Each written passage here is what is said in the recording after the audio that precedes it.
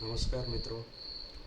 સ્વિપચેટમાં એક્સેલમાંથી mark કઈ રીતે enter કરવા એના માટેનો આ વિડીયો છે. સૌપ્રથમ આપને જે એક્સેલ ફાઇલ આપી છે, એક્સેલ ફાઇલ ઓપન કરી અહીંયા વિગતવાર ડેટા વાંચી લેશો.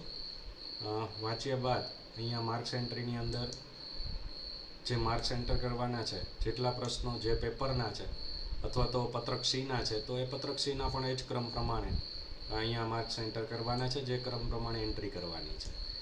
અહીંયા 5મા ધોરણના નામ અને માર્ક્સ મારી પાસે છે હિન્દી વિષયના, જેને એન્ટર કરવા છે. તો સૌપ્રથમ આ ફાઇલમાં માર્ક્સ એન્ટ્રી થયા બાદ અહીંયા નામ છે એસએસએમાંથી લેશો તો પણ ચાલશે, અને આપને બાળકના નામ ઇંગ્લિશમાં લખી નાખશો તો પણ ચાલશે. ફક્ત નામની જ જરૂરિયાત છે. જો એક કરતાં વધારે બાળકોના નામ એક સરખા હોય ત્યારે એમની અટક લખવી જરૂરી છે. એટલે અહીંયા રુદ્રા નામ છે, 3 વખત રુદ્રા નામ છે, તો એમની અટક અહીંયા લખેલી છે. અને કોઈ પણ ક્રમમાં નામ ચાલશે, એટલે એવું નથી કે હાજરી પત્રકના ક્રમમાં અથવા તો સ્વિપચેટના ક્રમમાં નામ લખવા. ત્યારબાદ ગૂગલ ક્રોમની અંદર ઓપન કરી અને એમાં સ્વિપચેટ ઓપન કરો. સ્વિપચેટ ઓપન અહીંયા મેં કરી લીધેલી છે, અને એમની અંદર હું અહીંયા હિન્દીના માર્ક્સ મારે નાખવા છે. તો અહીંયા ચેન્જ સબ્જેક્ટ કરી અને હું હિન્દી સિલેક્ટ કરીશ.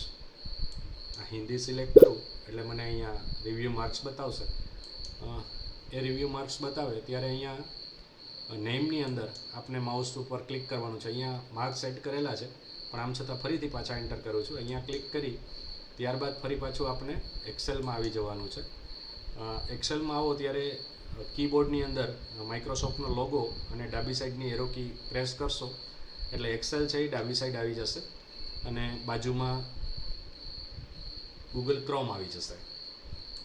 અહીંયા આવી જાય ત્યાર પછી અહીંયા એક્સેલમાં જે બાજુમાં આપેલો બટન છે માર્ક્સ એન્ટ્રીનું, એ માર્ક્સ એન્ટ્રીનું બટન જેવું દબાવશો એટલે તમને પૂછશે કે ઇનપુટ સ્ટુડન્ટ સ્ટાર્ટ નંબર, એ કયા નંબરથી તમારે એન્ટ્રી સ્ટાર્ટ કરવાની છે. જો 1 નંબરથી કરવાની છે તો અહીંયા 1 નંબર આપી અને ઓકે આપશું.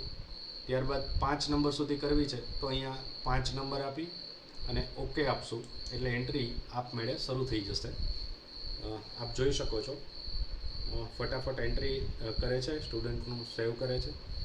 આ આખી એન્ટ્રીની પ્રોસેસ જ્યાં સુધી ફક્ત નામ લખેલું છે ત્યાં નામ આવી જશે, અને એ જે નામ છે એ નામ પણ એ સિલેક્ટ કરી લેશે.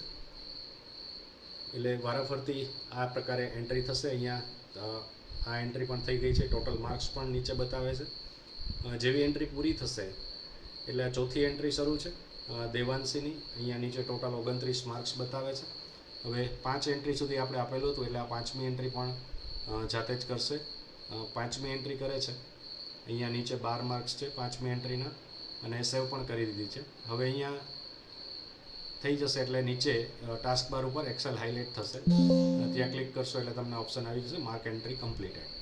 અહીંયા ઓકે આપશો એટલે અહીંયા 5 સ્ટુડન્ટની એન્ટ્રી કમ્પ્લીટ થઈ ગઈ છે.